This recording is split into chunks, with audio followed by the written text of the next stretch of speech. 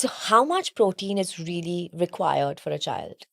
Yeah, this is such a good conversation, an important topic to have because for adults, we are obsessed with our protein. We are Yeah. trying to get so much, but for kids, it's not a big deal.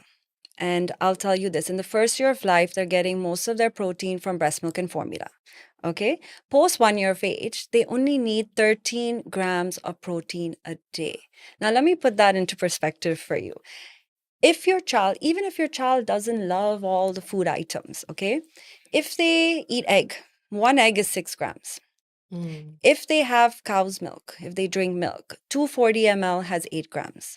So if your child is having some milk and an egg, they're actually good. Mm. And a lot of kids love yogurt. Few tablespoons of that will be like 4 grams. Then again, in all Indian households, we have our dals. Yes. So just a half cup of dal can have, a good 5, 6 grams of protein. So this obsession that we have as adults does not need to be there for kids. And I know Mm. that so many brands are coming out saying these protein mixes, these milk mixes, there's no need to give it to your kids because even things like oats and bread and pasta, like whole wheat pasta, has protein. So actually, protein should not be the focus for parents. Mm. And what are some of the best sources of protein for kids? Yeah. So dairy is very important. I know there's a lot of flack about dairy. We can get into that as well. But to be honest, for growing kids, cheese, yogurt, milk is so important.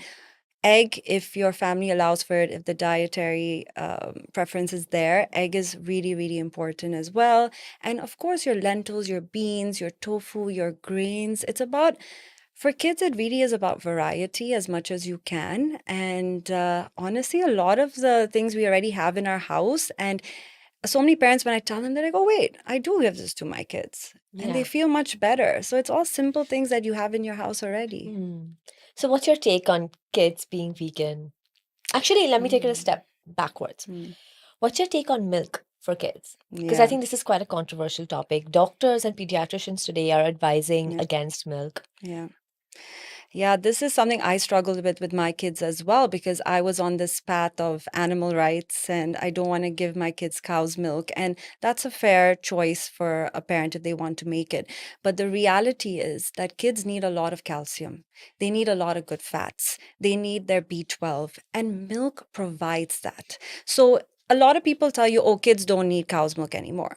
They don't need it. But if you make a decision to not give your kid cow's milk, you have to make sure that they're getting enough calcium from other sources.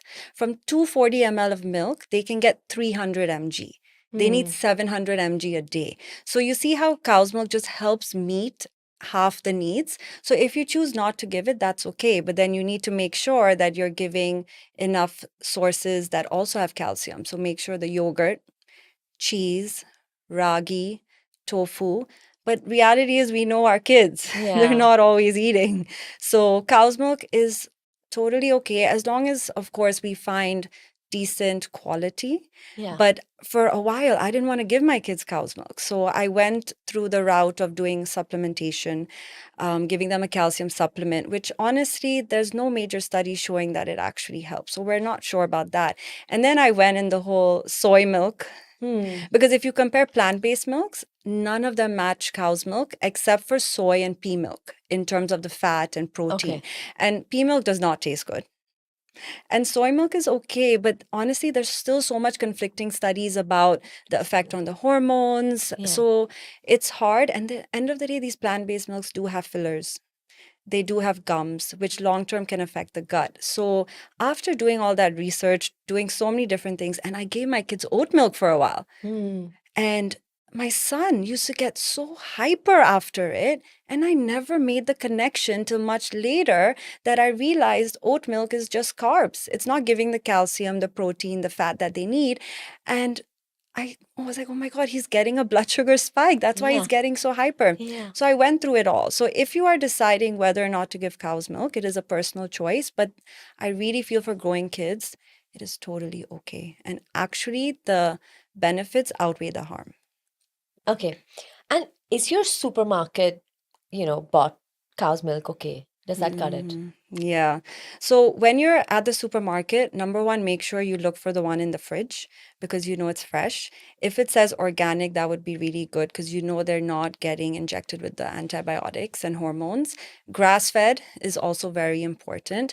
So to be honest, the regular Tetra packs and all, they go through such high heat that they actually break up the composition that makes it Hmm. difficult to digest. So luckily, in India, even in Dubai, you can find decent milk that's a bit more fresh. Hmm. That's a better option. So there are a lot of companies who are really trying. We don't know 100%, but it's definitely okay.